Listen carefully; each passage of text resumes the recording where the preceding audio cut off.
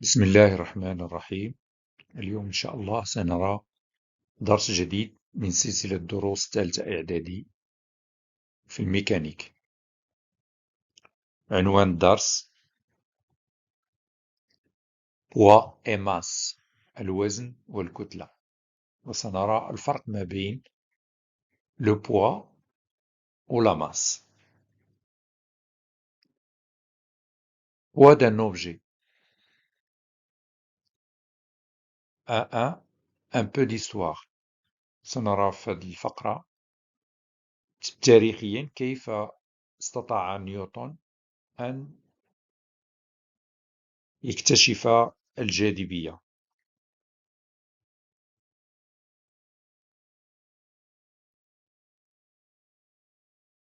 إسحاق نيوتن اللي عاش ما بين 1643 و 1727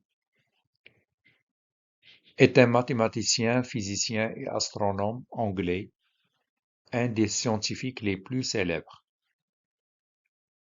Un beau jour, Newton, assis au-dessous d'un pommier, a reçu une pomme sur la tête.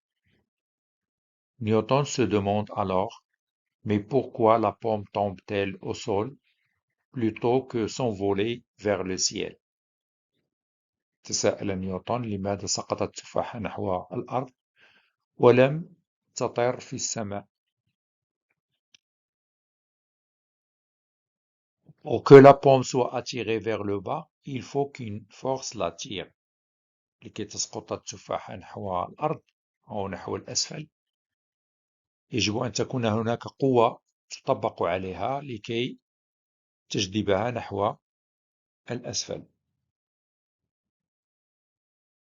La pomme subit une force appelée la gravité. La gravité يعني الثقالة الناتجة عن جذب جميع الأجسام نحو الأرض.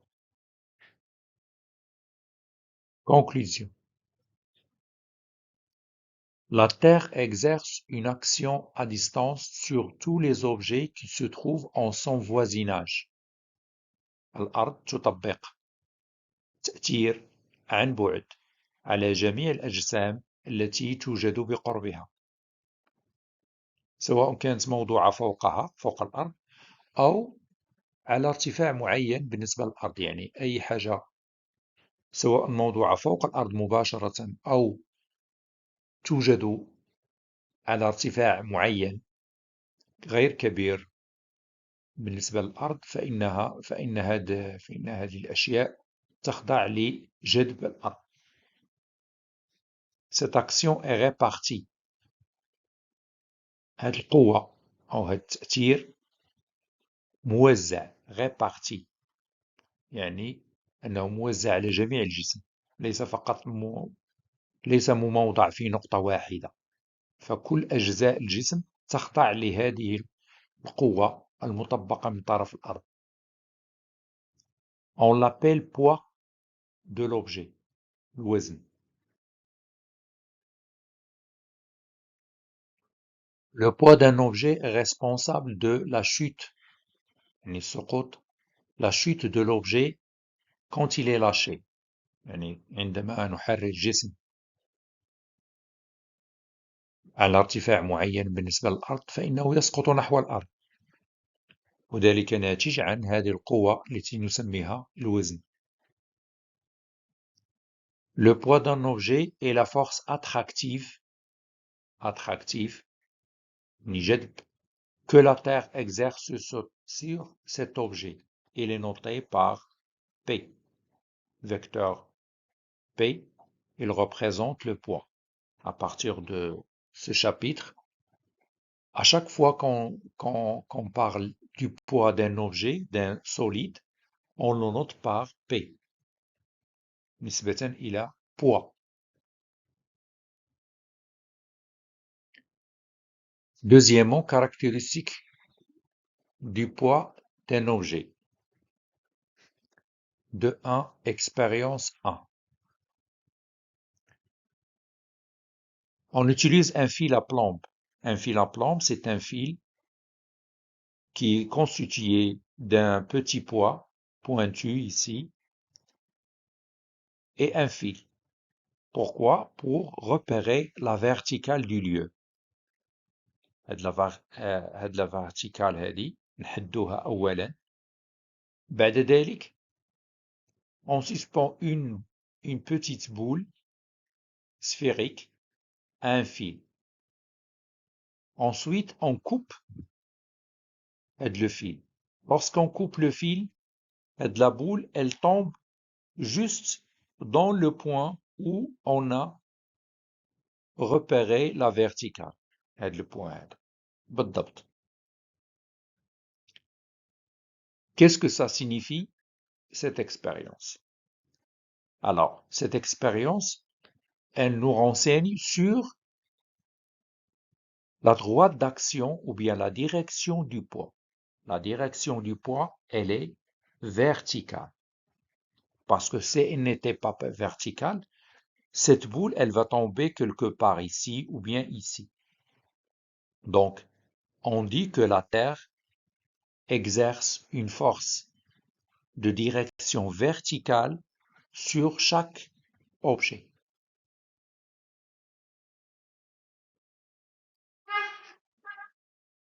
Donc, on conclut d'après cette expérience que la bille tombe suivant la verticale du lieu. C'est-à-dire que la direction du poids P de la bille est donc verticale. Le mouvement de chute se fait vers le bas, comme la pomme de Newton. Elle se dirige vers le bas. Ça signifie que le sens du poids est vers le bas aussi. Si on veut représenter le vecteur poids de la bille, on utilise le centre de gravité de la bille et on représente le poids par une flèche vers le bas, parce que le sens de la force est vers le bas.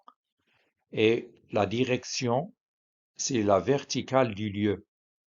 La verticale du lieu, cette verticale.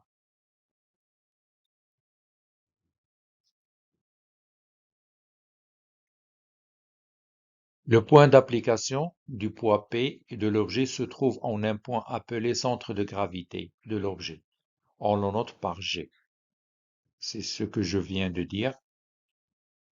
On utilise toujours le centre de gravité comme point d'application du poids pour n'importe quel objet. Pour n'importe quel objet, le centre de gravité G, c'est le point d'application de la force P. Conclusion. Maintenant, on va récapituler les caractéristiques du poids d'un objet. La direction, ou bien le point d'application tout d'abord, c'est le centre de gravité G de l'objet, toujours. Droite d'action, la verticale du lieu. Le sens vers le bas, ou bien vers la terre, c'est la même chose. L'intensité notée P, ici l'intensité, on ne fait pas une flèche. La flèche, on la désigne par le vecteur poids. Mais lorsqu'on parle de l'intensité, on écrit P sans flèche. Puisque c'est une intensité, donc elle s'exprime dans le système international en newton. Elle est mesurée à l'aide d'un dynamomètre. Comme toutes les forces, on utilise un dynamomètre pour mesurer le poids d'un objet. Remarque, on considère ce papier de carton par exemple, et on voulait savoir où se trouve le centre de gravité G de ce morceau de carton. Qu'est-ce qu'on fait pour trouver le centre de gravité de ce morceau de carton? Il suffit de le suspendre 2 fois par deux points différents.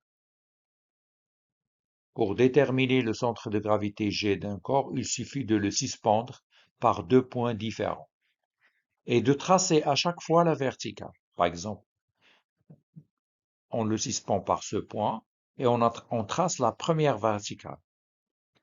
Puis, on choisit un autre point, on le suspend par ce point et on trace cette verticale. Le point de rencontre de ces deux verticales désigne le centre de gravité G. Le point où se rencontrent les deux verticales est le centre de gravité G. Mais pour, par exemple, une bille sphérique homogène, le centre de gravité il se trouve au milieu de la sphère. On va faire une application numéro 1. Parmi les affirmations suivantes, indique celles qui sont vraies en écrivant la lettre V et celles qui sont fausses en écrivant la lettre F. L'unité de l'intensité du poids est le kilogramme. Deuxième affirmation, l'unité de l'intensité du poids dans le système international est le newton de symbole N. Le poids d'un objet est la force qui s'exerce selon l'horizontale du lieu. C'est-à-dire, cette affirmation elle nous dit que la direction du poids est l'horizontale. Est-ce que cette affirmation est vraie ou fausse? Le sens du poids d'un objet est dirigé du haut vers le bas. Du haut vers le bas. Est-ce que cette affirmation est vraie ou fausse? Alors, 1 minute de réflexion et vous consultez la solution dans la diapo suivante. L'unité de l'intensité du poids est le kilogramme. Ça, c'est faux. L'unité de l'intensité du poids dans le système international est le newton de symbole grand N. C'est vrai. Le poids d'un objet est la force qui s'exerce selon l'horizontale du lieu. C'est faux. Il faut dire la verticale du lieu, c'est pas l'horizontale. L'horizontale, comme ça. La verticale, comme ça.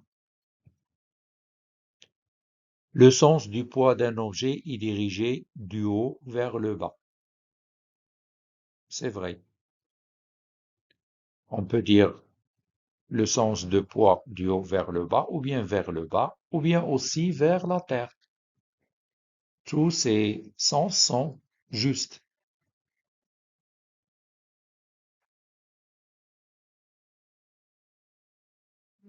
Troisièmement, relation entre poids et masse d'un objet.